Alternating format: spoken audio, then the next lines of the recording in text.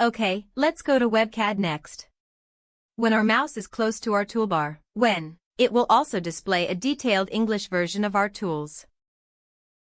Here, for example, if we now want to draw a left and right side panel, we directly enter the left and right side panels. You can see it will appear a command of our left and right side panels if we enter top and bottom, and a command for top and bottom will appear. In most cases, next, it is consistent with our Chinese.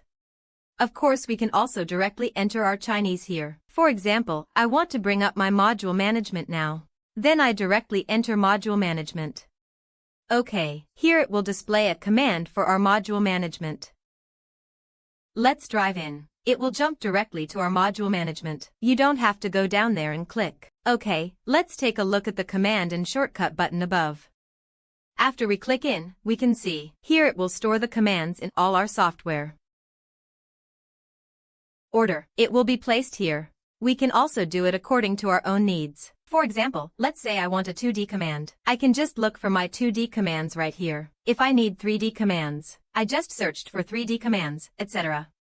You can search here. You can also directly search for our commands above. For example, I now want a 2-dimensional road.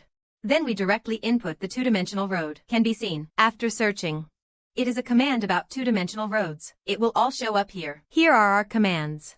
We can also perform fuzzy searches. For example, my polygon. Its command will be longer. Then we can directly lose PL.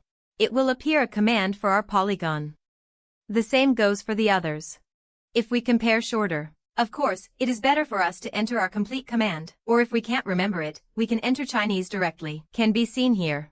For example, my stretched entity. My command is relatively long. What should I do? Then I can directly delete our command. I just call it stretch entity. Good. Can be seen. Now I changed the command to stretch the entity to stretch the entity. Good. Now let's click next to. It's already saved. Good. I now switch to the front view. For example, let's say I draw a rectangle here. Next I say my command to stretch the entity. This is the extruded entity I just set. Can be lit. Its command is changed to the stretched entity we used earlier. We will enclose one of our original commands in parentheses later. Let's choose our outline. You can see it and you can stretch it. Okay, let's go back to our commands and shortcut keys. If we change our order, we regret it a bit. I want it to go back to the way we were. I just click on the back one. Just click. Let's click. You can see that it returns to our original command. Next, let's take a look at what this one behind us is for. For example, the spin C behind me has a letter. You can see that behind us is actually our combination command. We can use our control or our enter or our shift head. Let's start by setting up. If we don't need it, we can just reset it. Good. After we have set up, click next to. It is actually a default save. Good. Here we also have a shortcut key. It's inside our board. If we have a configured configuration, so we can also make changes here. For example, my configuration is a cabinet of W1600. Then I want the shortcut command for it. In here W1600. Okay, click save. We will see above that the configuration name already exists. Whether to cover, need to be covered. We just click OK.